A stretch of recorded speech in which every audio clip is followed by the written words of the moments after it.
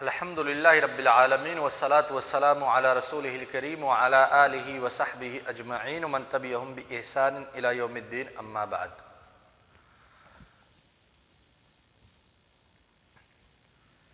اب تک معاملات مالیہ میں سے یا پھر فائنینشیل افیئرس میں سے ہم نے جو چیزیں پڑھیں وہ مبادیات سے متعلق تھی۔ ہم نے پڑھا مال کی حقیقت، مال کے دونوں پہلوؤں پہ روشنی ڈالی گئی،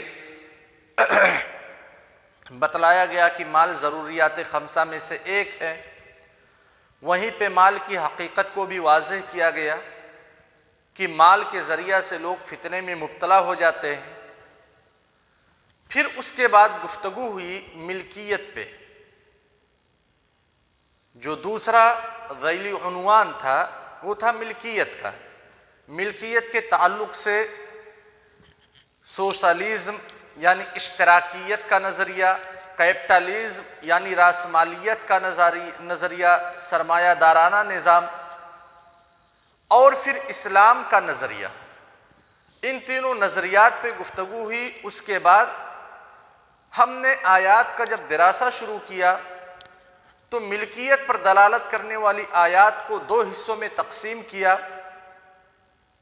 پہلی قسم وہ آیات جو اللہ تبارک و تعالیٰ کی ملکیت کاملہ پر دلالت کرتی ہیں، 101 آیات کا ہم نے دراسہ کیا اس ٹاپک پہ۔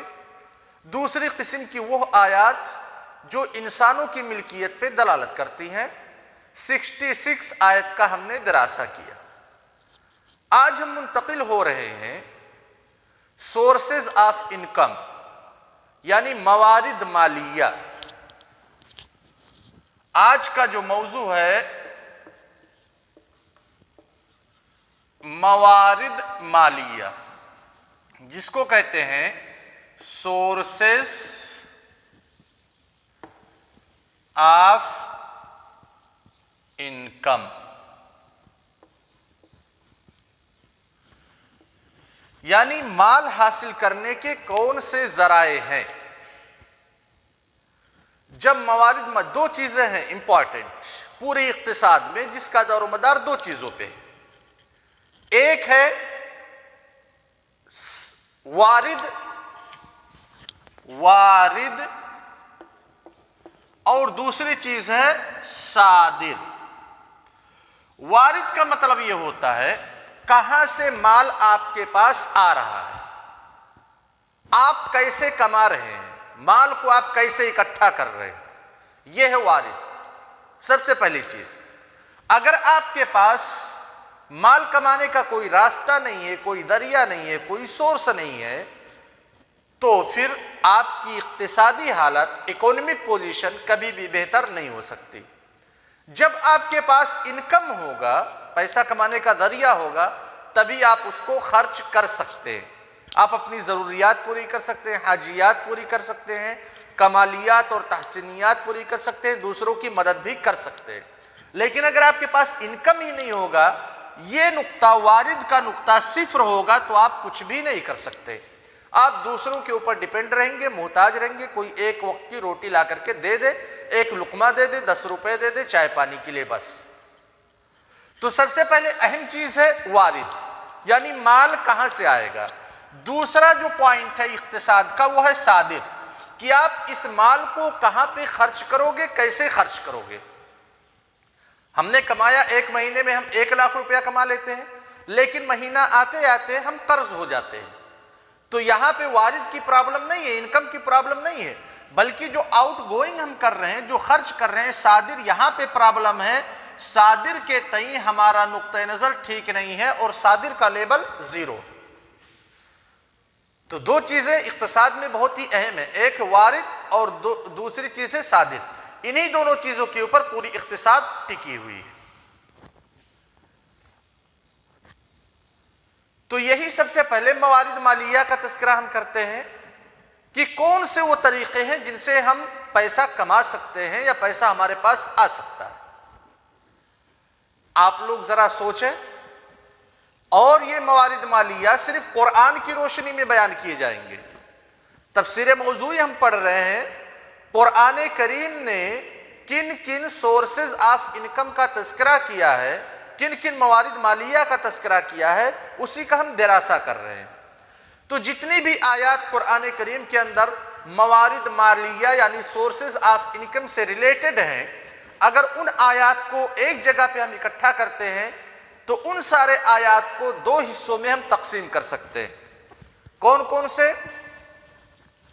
یہاں صرف موارد کی بات چل رہی ہے، وارد کی بات چل رہی ہے، صادر کی بات نہیں چل رہی ہے، یعنی انکم کی صرف بات ہو رہی ہے۔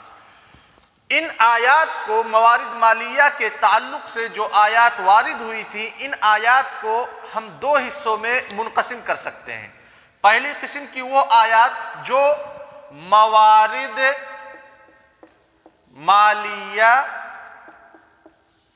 مشروعہ پہ دلالت کرتی ہیں، یعنی بتلاتی ہیں کہ کون سے ایسے موارد مالیہ ہیں جو کہ مشروع اور جائز ہیں۔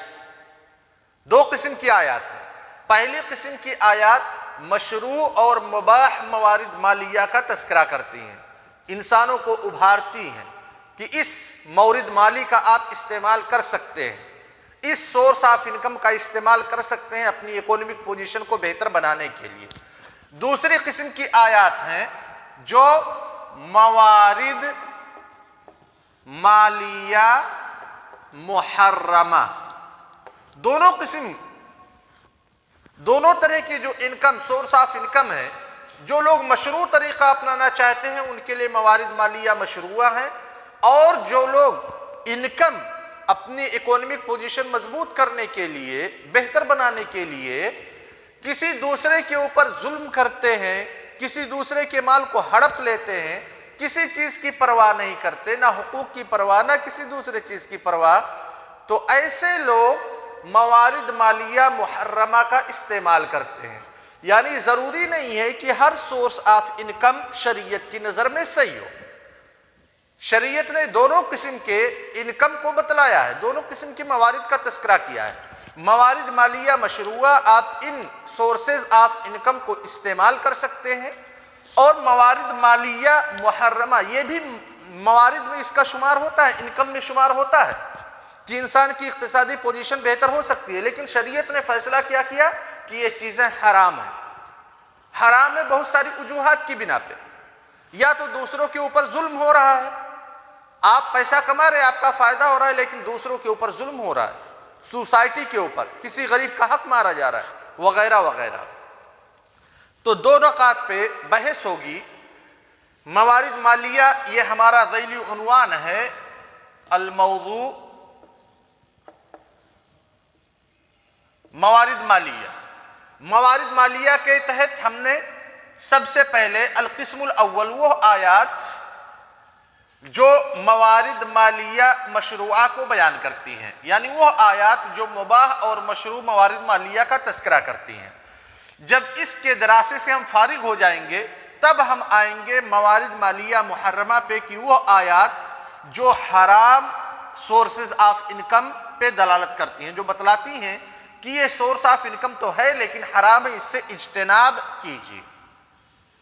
اب اگر ہم دیکھیں قرآن کریم میں نظر دوڑائے کہ موارد مالیہ مشروعہ کتنے سورسز آف انکم کا قرآن نے تذکرہ کیا ہوگا؟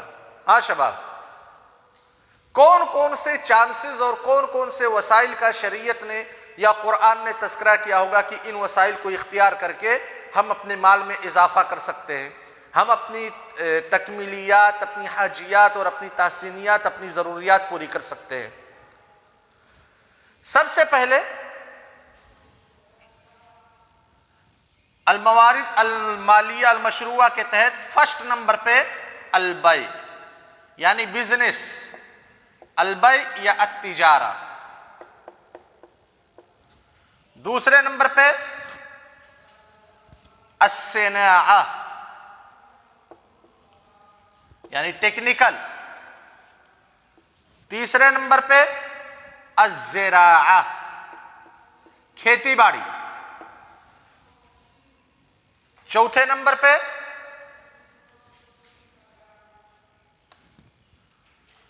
الوصیہ۔ 5वें नंबर पे अल-हिबा, 6ठे नंबर पे अस-सदका।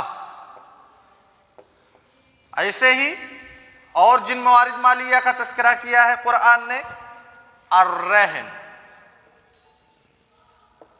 सारी चीजों की तफसीलात इंशाअल्लाह आगे आ रही हैं। और अस-सईद, मजीद मीरास, मुदारबा या मुशारका, मजीद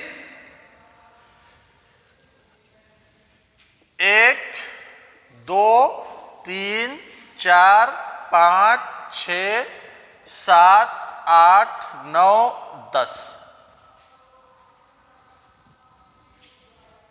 और इसी में है अल-गनीमा,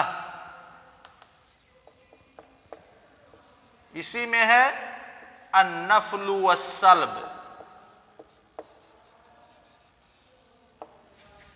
इसी में है अल-फई,